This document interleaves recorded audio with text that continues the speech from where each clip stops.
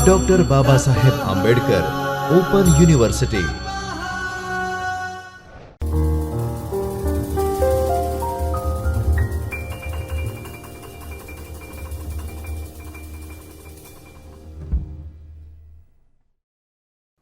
नमस्ते विद्यार्थी मित्रों, डॉक्टर बाबा साहब आंबेडकर ओपन यूनिवर्सिटी में आप सभी का स्वागत है।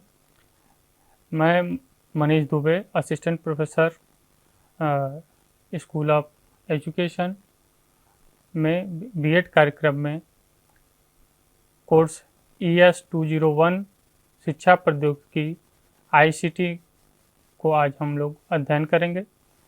इसमें प्रारूप, शैक्षिक टेक्नोलॉजी एंड इंफॉर्मेशन टेक्नोलॉजी, ये हमारे टाइटल है पढ़ने का, और ये प्रारूप है, प्रस्तावना। शैक्षिक टेक्नोलॉजी का अर्थ, कार्यक्षेत्र, उपयोगिता, शैक्षिक स्वरूप, शैक्षिक टेक्नोलॉजी सोपान, मर्यादा, टेक्नोलॉजी का अंतर। और पढ़ने के बाद हम आशा करते हैं कि ये उद्देश्य ऑब्जेक्टिव हम लोग फुलफिल करेंगे। इसमें शैक्षिक टेक्नोलॉजी, एजुकेशन टेक्नोलॉजी की बात अगर हम करते हैं तो हमारे मन में आता है कि इसके पहले शाब्दिक अर्थ को समझ सकें। शाब्दिक का अर्थ क्या है? तो एजुकेशन टेक्नोलॉजी का शाब्दिक अर्थ अगर हम देखें तो ये एजुकेशन और टेक्नोलॉजी, शैक्षिक प्रौद्योगिकी, दो शब्दों से मिलकर बना है, शिक्षा और प्रौद्योगिकी। शिक्षा को अगर हम समझें तो शिक्षा व्यक्ति की अंतर्निहित क्षमता तथा उसके व्यक्तित्व को विकसित करने वाली प्रक्रिया है। और प्रौद्योगिकी व्यवहारिक उद्देश्यों या अनुप्रयोग के लिए वैज्ञानिक ज्ञान का अनुप्रयोग है। शैक्षिक प्रौद्योगिकी को शिक्षा में व्यवहारिक कार्यों के लिए विज्ञान के ज्ञान को व्यवस्थित अनुप्रयोग के रूप में परिभाषित किया जाता है।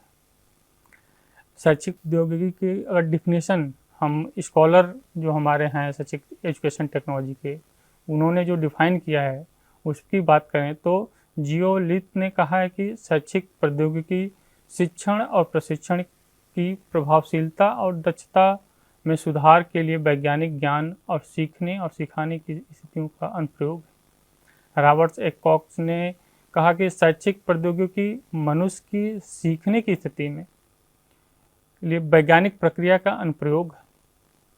और SS कुलकर्णी ने साहब ने कहा कि शैक्षिक प्रौद्योगिकी को शिक्षा की प्रक्रिया में नियमों के साथ साथ विज्ञान और प्रौद्योगिकी की हाल की खोज के अनुप्रयोग के रूप में परिभाषित किया जाता है।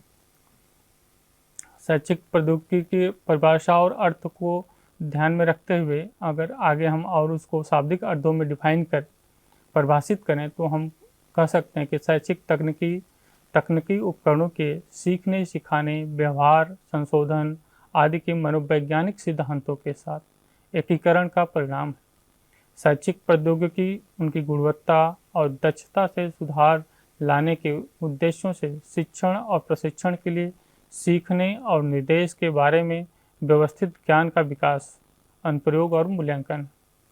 प्रभावी शिक्षण शैक्षिक प्रौद्योगिकी के प्रभावी अनुप्रयोग के माध्यम से किया जा सकता है। शैक्षिक प्रौद्योगिकी के प्रभावी उपयोग के लिए हार्डवेयर और सॉफ्टवेयर दोनों बहुत ही आवश्यक हैं, क्योंकि हार्डवेयर और सॉफ्टवेयर दोनों महत्वपूर्ण शैक्षिक प्रौद्योगिकी के घटक। अब इनको हम समझें। शैक्षिक प्रौद्योगिकी की विशेषता, हमने अर्थ समझा, उसको परिभाषित किया। अब उसकी विशेषता की बात अगर हम करते हैं तो शैक्षिक तकनीकी शिक्षण समस्याओं को समझकर नई तकनीकी विकसित करने, उस समस्याओं के समाधान में काफ़ी मदद करती है। शैक्षिक तकनीकी शिक्षा विज्ञान तथा शिक्षा कला दोनों को प्रभावित करती है। शैक्षिक तकनीकी शिक्षण अधिगम प्रक्रिया को सरल तथा सशक्त बनाती है। बाल केंद्रित तथा व्यक्तिगत भिन्नता के आधार पर शिक्षा समस्त शैक्षिक प्रणाली का मूल आधार है। अभिक्रमित अनुदेशन इस उद्देश्य की पूर्ति में सर्वाधिक सहायक सिद्ध हुए हैं और यह शैक्षिक तकनीक का भी योगदान है।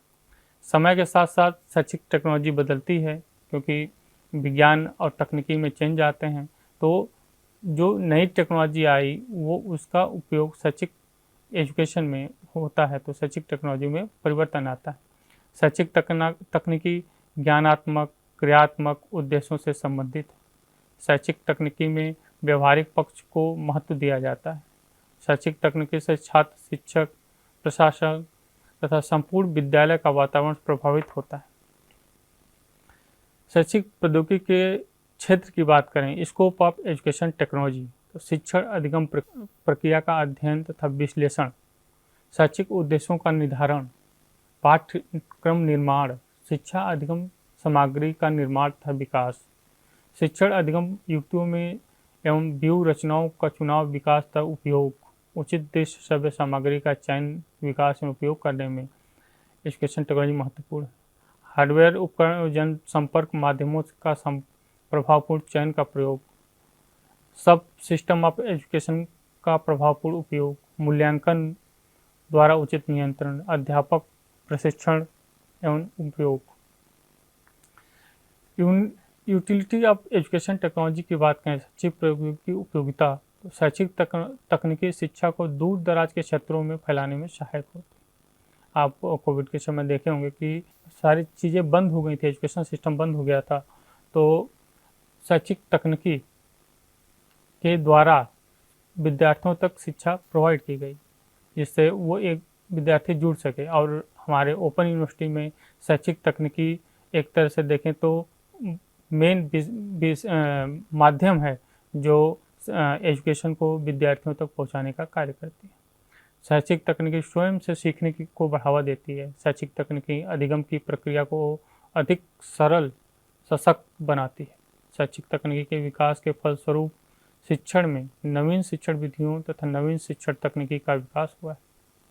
शैक्षिक तकनीकी का उद्देश्य सीखने की प्रक्रिया को विकसित करना है। मनोविज्ञान और इंजीनियरिंग आदि विज्ञानों के नियम से सहायता लेती है।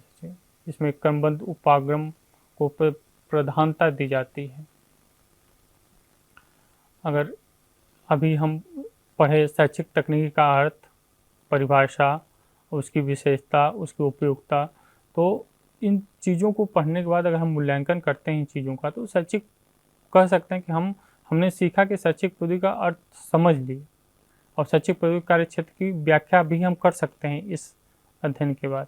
अगले यूनिट में हम पढ़ेंगे शैक्षिक प्रौद्योगिकी को दृष्टिकोण, approach of education technology. A lesbian ने 1964 में शैक्षिक प्रौद्योगिकी को 3 भाग में वर्गीकृत किया।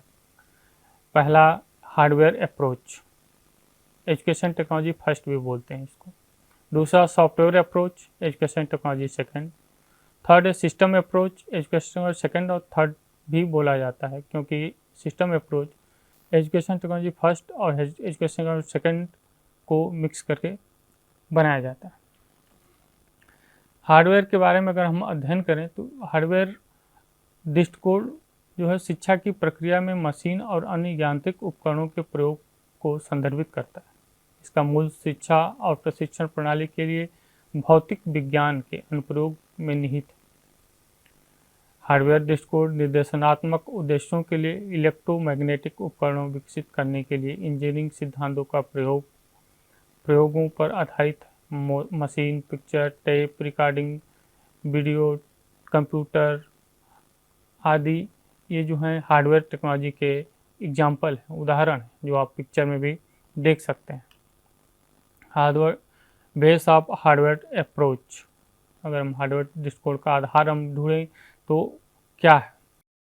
हार्डवेयर अप्रोच जो है वो भौतिक विज्ञान और इंजीनियरिंग के आधार पर बनाया जाता है, क्योंकि ये इसमें भौतिक विज्ञान और इंजीनियरिंग के नियम और उनके सिद्धांतों पर आधारित होता है, ये बनता है।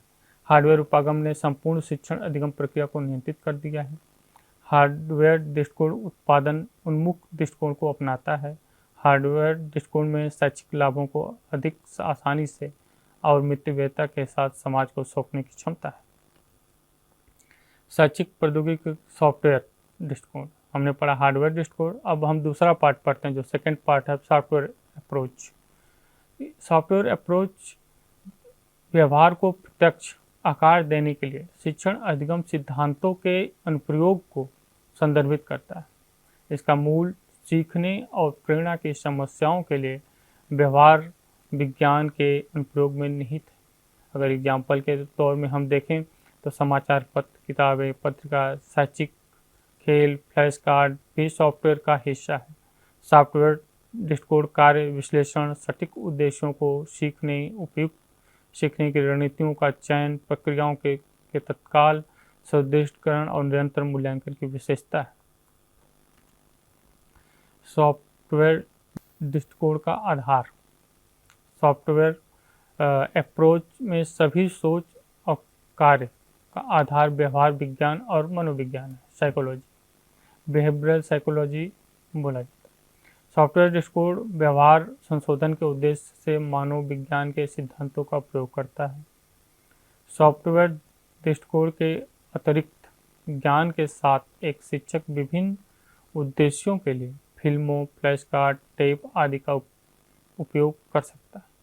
एक शिक्षक बेहतर शिक्षण की भूमिका बना सकता है, जिसके परिणाम स्वरूप बेहतर अधिगम प्राप्त होता है। हार्डवेयर और सॉफ्टवेयर अप्रोच में अंतर क्या है, कैसे हम पहचानेंगे कि हार्डवेयर है और सॉफ्टवेयर है? तो सर्वप्रथम हम हार्डवेयर को देखते हैं तो इसकी उत्पत्ति भौतिक विज्ञान और अनुप्रयुक्त इंजीनियरिंग से हुई, जबकि सॉफ्टवेयर को अगर हम देखें तो उसकी उत्पत्ति व्यवहार विज्ञान, साइकोलॉजी के सिद्धांतों से हुई है।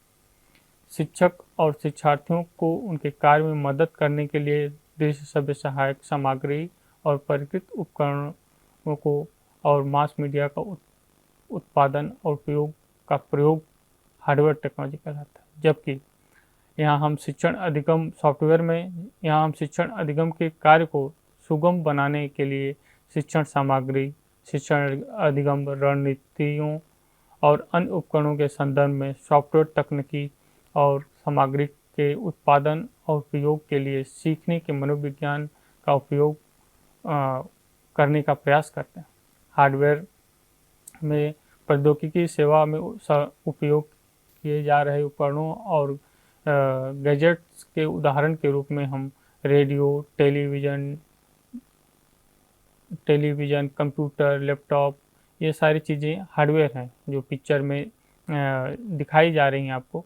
हार्डवेयर और सॉफ्टवेयर में अगर देखें तो प्रौद्योगिकी के माध्यम से उत्पादित सामग्री के उदाहरण के रूप में हम नाम दे सकते हैं सीखने मनोविज्ञान पर प्रोग्राम की कई शिक्षण सामग्री, शिक्षण सीखने की रणनीति, चार्ट, चित्र, model, slide, film strip, audio, video, cassette, software package आदि का आकार, व्यवहार, ये सारा जो आता है वो सॉफ्टवेयर टेक्नोलॉजी है।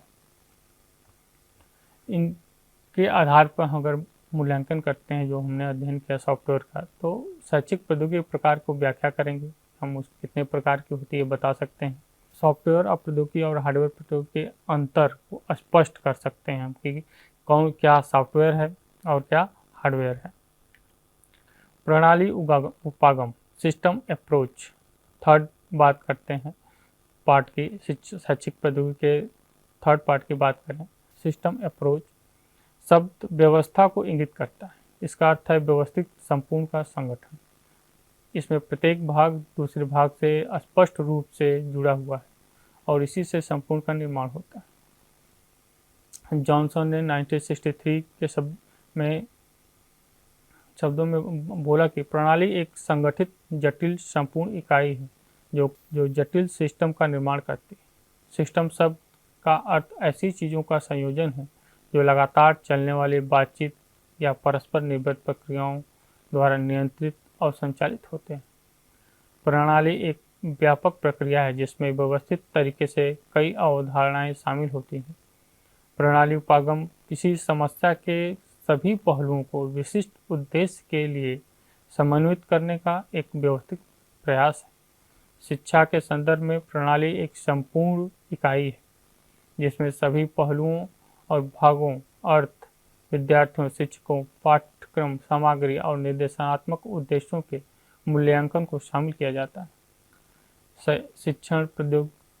शिक्षण अधिगम प्रक्रिया को एक प्रणाली के घटकों के बीच होने वाले संचार और नियंत्रण के रूप में देखा जाता है। इस मामले में सिस्टम एक शिक्षक एक छात्र और निर्देशक के एक कार्यक्रम से बना है। सिस्टम दृष्टिकोण पहले शिक्षार्थी, फिर पाठ्यक्रम सामग्री, सीखने के अनुभव, प्रभावी मीडिया और निर्देशात्मक रणनीतियों पर केंद्रित है। प्रणाली अपने आप में निरंतर आत्म सुधार और सुधार प्रदान करने की क्षमता को समाहित करते हैं। हार्डवेयर और सॉफ्टवेयर सहित मीडिया सहित निर्देश के सभी तत्व से संबंधित है। प्रणाली उपागम के चरण, step of system approach. System approach के देखा जाए तो मूलतः 5 स्टेप होते हैं, चरण होते हैं।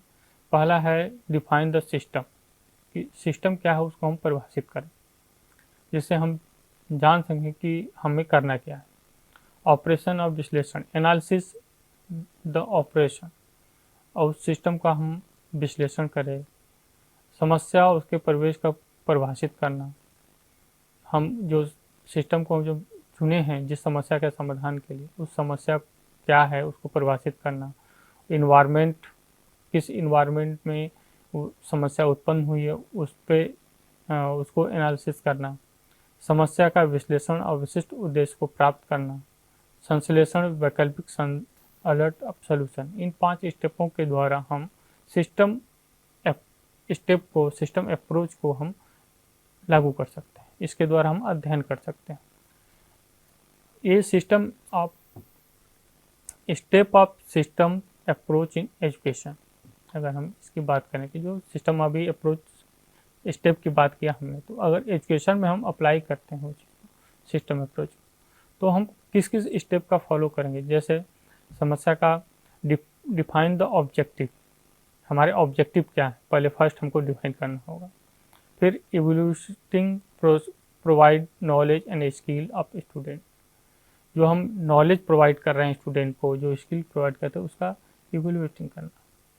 Selecting approach method strategy as per student interest and content, कह रहे हम कंटेंट के अनुसार जो हम अप्रोच, जो मेथड, जिस टीचिंग मेथड से हम पढ़ाते हैं उसका चयन करना। Select the teaching aids and means as per need per instruction method and strategy, जो टीचिंग एड्स, जो हम टीचिंग लर्निंग प्रोसेस को आगे बढ़ाने के लिए हम जिस ऐड का यूज करते हैं, जिस टेक्नोलॉजी का यूज करते हैं, उनका determine the end define the element of system, system के क्या एलिमेंट हैं उनको डिफाइन करना, जैसे teacher, student, teaching learning material, their function and responsibility.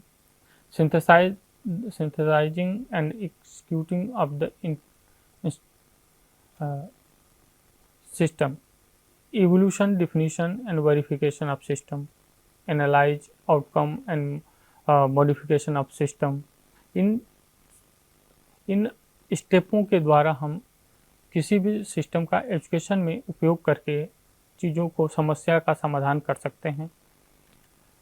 अब हम देखेंगे कि प्रणाली उपागम की आवश्यकता क्यों है। यह मीडिया की संरचना और चयन में मदद करता है। यह वैचारिक ढांचा प्रदान करता है जिस पर निर्माण करना है। किसी भी प्रणाली में परिवर्तन को लागू करने की योजना की क्षमता होती है इसमें। यह विशिष्ट लक्ष्य को प्राप्त करने के लिए संसाधन, सामग्री की उपयोगिता या अन्यथा की पहचान को करने में मदद करता है। सिस्टम अप्रोच को के द्वारा परिभाषित लक्ष्य को, डिफाइंड लक्ष्य को प्राप्त करने के लिए मशीन, मीडिया और लोगों के एकीकरण प्रदान करने के लिए तकनीकी प्रगति का उपयोग किया जा सकता है। शिक्षा में प्रणाली उपागम का अनुप्रयोग, application of system approach in education. शिक्षण संस्थान के कार्यक्रमों को प्रभावी योजना प्रदान करने में, शैक्षणिक संस्थानों के कार्यक्रमों का अधिकतम उपयोग, प्रदर्शन के मूल्यांकन के लिए अधिक प्रभावी तरीके, बेहतर प्रशिक्षण और विकास की योजना बनाने में, गुणवत्ता और नियंत्रण। प्रणाली उपागम के लाभ क्या हो सकते हैं एजुकेशन। सिस्टम दृष्टिकोण विशिष्ट लक्ष्य को प्राप्त करने के लिए संसाधन, सामग्री की उपयोगिता की पहचान करने में मदद करता है। निर्धारित लक्ष्य को प्राप्त करने के लिए मीडिया और लोगों का एकीकरण प्रदान करने के लिए तकनीकी प्रगति का उपयोग किया जा सकता है। यहाँ मात्र समय और अन्य कारकों के संबंध में संसाधन की जरूरतों, उनके स्रोतों और सुविधाओं का आकलन करने में मदद करता है। यह छात्रों के सीखने के संदर्भ में सिस्टम की सफलता के लिए आवश्यक घटकों के व्यवस्थित परिचय की अनुभूति देता है। यह कार्य योजना को कठोरता से बचाता है, क्योंकि निरंतर मूल्यांकन से वांछित लाभ और सिस्टम में परिवर्तन करके हम अपने गोल को अचीव कर सकते हैं। प्रणाली उपागम के प्रोसेस ऑफ सिस्टम, प्रक्रिया क्या क्या होती है देखिए हम, जैसे दिख रहा है प्रोसेस ऑफ सिस्टम अप्रोच। इसमें 3 चीज़ें मेन फोकस होती हैं: input, process and output. Format of system, अगर हम इनकी बात करते हैं कि सिस्टम हमारा काम कैसे करता है, पहला इनपुट, प्रोसेस, आउटपुट और एनालिसिस और फीडबैक। 5 चीज़ों पे पैरामीटर होते हैं जो सिस्टम को हमारे चलाते हैं। इनपुट क्या होता है इसके बारे में हम देखें। इनपुट जो है वो स्टूडेंट, टीचर, एजुकेशन क्षेत्र में इनपुट की बात करें अगर, तो student, teacher, administration and curriculum, material, teaching material में ये सारी चीज़ क्या है, इनपुट है, जो शिक्षा के दौरान बच्चे को दिया जाता है, जिससे बच्चे का उस सब्जेक्ट में अध्ययन कर सके, उस सब्जेक्ट को सीख सके, इनपुट होता है। दूसरा प्रोसेस है, भाग है प्रोसेस। प्रोसेस क्या होता है? Process refer to what goes on in a system. कह रहा है कि जो सिस्टम में क्या चल रहा है उस चीज़ों को प्रोसेस जो है बताता है। जैसे करिकुलम, एजुकेशन के फील्ड में अगर हम एग्जांपल दें तो करिकुलम, इंस्टीट्यूशन, फैकल्टी, टीचर, ये क्या है, प्रोसेस है, क्योंकि ये टीचिंग लर्निंग में ये बच्चे को सीखने में मदद करते हैं, वो सिखाते हैं, तो ये प्रोसेस में आता है। फोर्थ क्या है, आउटपुट। इनपुट और आउटपुट के बाद जो इनपुट और प्रोसेस के बाद जो थर्ड पार्ट आता है, output, is the product of system. System का जो प्रोडक्ट निकल के आता है, जो हम बोलें कि एवोल्यूशन के बाद जो हमको मिलता है रिजल्ट, उसको हम आउटपुट बोलते हैं। उसे मॉनिटरिंग आउटपुट होता है, यूज रिव्यू दे सकते हैं, इम्प्रूव एवोल्यूशन कर सकते हैं आउटपुट के माध्यम से। और एनालिसिस एंड फीडबैक पे बात करें तो एनालिसिस क्या कि इन प्रोसेस के बाद हम उस पूरे सिस्टम को एनालिसिस करते हैं। मॉनिटरिंग इन्वायरमेंट, उस प्रक्रिया को होने में जो इन्वायरमेंट है उसका मॉनिटरिंग करते हैं। Provide feedback and in the learner and teacher. Teacher जो है पढ़ा रहा है और जो पढ़ रहा है उनसे हम फीडबैक लेते हैं कि उनका क्या व्यू है, वो क्या ओपिनियन देते हैं, या कहीं मिस्टेक हो रहा है तो फीडबैक के द्वारा हम उसको सुधार सकें सिस्टम में। A system operate in the physical and social environment. कह रहा है कि सिस्टम जो है हम फिजिकल और सोशल इन्वायरमेंट में उसको ऑपरेट कर सकते हैं, चला सकते हैं। System can't operate beyond the limit and boundary of its environment content of the construction. कह रहा है कि जो सिस्टम अप्रोच है वो अपने उसकी एक बाउंड्री होती है, क्योंकि हमको एक निश्चित समस्या के समाधान में यूज करना है, तो एक लिमिट होती है, उसी में वो कार्य करता है, इसका लिमिटेशन है। अगर अब हम देखें कि एजुकेशन टेक्नोलॉजी, इन सारी चीज़ों को कंक्लूड करें, शैक्षिक तकनीकी की बात जो हमने किया कि उसके अर्थ को समझा, उसको परिभाषित किया, उसकी विशेषता, उसकी आवश्यकता, उसके क्लासिफिकेशन भी देखे, हार्डवेयर, सॉफ्टवेयर और सारी चीज़ों को अध्ययन करने के बाद हम आते हैं कि एजुकेशन टेक्नोलॉजी को और 2 तरीक़ों से क्लासिफाई किया जा सकता है। पहला है टेक्नोलॉजी इन एजुकेशन, दूसरा है टेक्नोलॉजी ऑफ एजुकेशन। अब इसको समझते हैं टेक्नोलॉजी इन एजुकेशन क्या है। टेक्नोलॉजी इन एजुकेशन हिंदी में कहे तो शिक्षा में तकनीकी।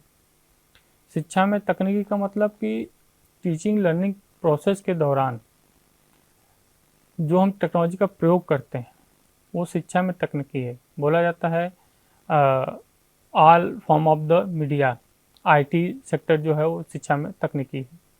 और दूसरा है, इसके बाद इसको हार्डवेयर एंड मीडिया टेक्नोलॉजी भी बोल सकते हैं।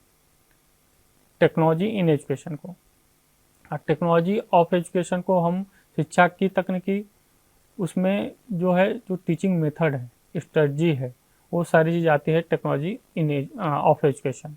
उसमें सॉफ्टवेयर आता है, फिलॉसफी, साइकोलॉजिकल, सोशोलॉजिकल जो सिद्धांत आते हैं उनका प्रयोग किया जाता है, और इन दोनों को मिला के सिस्टम अप्रोच बनता है, जिससे हम टीचिंग लर्निंग प्रोसेस को मैनेज करते हैं, उसको एनालिसिस करते हैं, उसमें जो समस्या उनका समाधान करते हैं।